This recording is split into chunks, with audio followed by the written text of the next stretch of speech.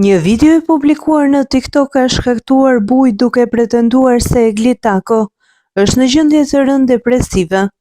Ky postim i bërë nga një përdorues që parashitet si gazetar, pretendon se ka marrë informacion nga një mjek, të cilin e prezanton si Zoti Vasko, por pas zbuluar identitetin e plotë të tij. Pas një kërkimi të thjeshtë rezulton se nuk ekziston asnjë psikolog i njohur në Shqipëri me këtë emër, duke ngritur dyshime mbi besueshmërinë e lajmit. Kjo situatë ka sjellë shqetësime mbi mënyrën se si individ të ndryshëm mund të përhapin informacione të rreme mbi gjendjen shëndetësore të personazheve publik, pas një konfirmim apo verifikim të saktë.